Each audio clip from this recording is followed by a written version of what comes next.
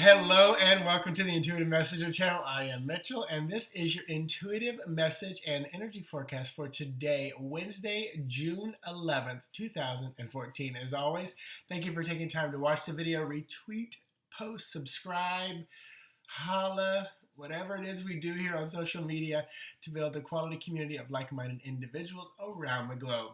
So I thank you. Thank you. So let me dive right into the numbers and the cards. So today is number 11. Number 11, I want to think of that number as kind of a master or power number. Think of it as you've got extra energy, extra support, like a turbo button you can push on the dashboard of your life today. And sometimes it just happens automatically. So as you move through the day, anything I'm about to talk about, you can kind of feel that extra push, that extra oomph. And something weird about being Wednesday too, because of the energy people give it, the whole hump day kind of a thing. But number 11 is the justice card. So you can think about things coming back into balance or justice happening or coming in and around you, or things that are just or right or, and for some reason for me, it's always a very feminine number two. It boils down to number two, which I'll get to in a second, but the cards usually have like two women, lady justice, liberty, balance and kind of things like that. So keep all of that energy in your mind. It's also number two, which is the high priestess. So, 2 is a feminine number. 11 is an odd number, so it's masculine, but 2 is feminine. And that high priestess, once again, very intuitive energy, very knowing, very wise, knows the universal laws and knows the Torah, knows that man-made stuff too. So all that good energy coming at you today. And if you add up all the numbers today, you're going to get the number 15. And 15 is our devil card. 15 often can be in the devil card, could often be about being stuck, being trapped in a place because of fear. Yesterday, a message Spirit gave me, and I tried to Instagram it, but it didn't sound right. But the message was, stop acting small. There is something that you have to give, and people are sitting there waiting for it. You've got something to say, some energy to flex, some, power, whatever it is you want to call it. You have something that the world wants and needs. And by you acting small and out of fear, you're not putting it out there. It's literally like you're not opening the door and walking outside because you're afraid to go outside. And someone's in your driveway waiting for you. Please come. Okay, any moment, I know they're going to come out and allow me to have what I've been craving and desiring. I do believe in divine timing, so, don't beat yourself up over it, but there's a point where we got to stop, letting this devil energy hold us back in fear, keep us tied down, and sometimes, like Spirit just said, that's what a lot of addictions are too. They allow us to be stuck because we're afraid to move forward. I covered up my abilities and my closeted, self as a child from 15 to like 22. I drank. So I numbed that down and dumbed it down. It was holding me in place. That was, quote, like an addiction for me, but it held me in place. But also, number 15 boils down to number 6. 6 is the lover's card. So that energy is about making commitments and connections and lovers and romantic and soul contracts. And, my lover's card can pop up for one of my animals just because we have been connected and bonded. So it can mean a lot of different things for me in my reading. So everything I talk about is always, based on my energy, my reading, my belief. And in a year from now, 5, 20 years, it's all going to be different because the now continues to be and change. So let me pull a Lenormand for today and see. It's kind of the noun, of the day in this reading. So cross, love it. 36. So this is the last card of the Lenormand deck. 36 is 9, ending, closing, the last card. It's also the 6 of clubs, which is 6 of wands. That is celebration, in tarot.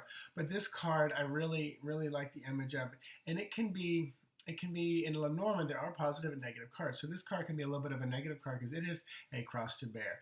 It is a chore, a challenge to get over, to work through. So today we're definitely talking about something that we're working through, and this could be coming back to the devil card, the addiction, the challenge right there. This could be the justice card coming up. But the beautiful thing about like the justice moving into high priestess and the devil moving into the lover's card is there's movement, there's change. So let's look at the tarot to kind of color it. Page of Cups. So I love this because as we move through this cross, as we move past it, we can do it with the Page of Cups, which is a new emotional kind of message. Or by moving through it, we're going to bring about a new emotional message, because our page is often about messages coming to us. And the Cups card is about heart, is about emotion, is about water. Also, look for the Pisces children around you. They may be going through a challenge today, and you may need to be there just to give them a hug, kiss them on the forehead. But there's definitely some movement past and over and around this cross that we're bearing here. But it's going to bring about something beautiful, new, emotional, and I really like that. So, nice read for today. So, I almost, I didn't forget. So, once again, Andrea, thank you so much. It is going to be around for a long time.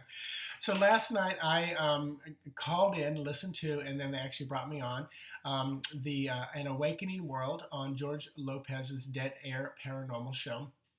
I think I'm getting all the names right. It's my first time saying them.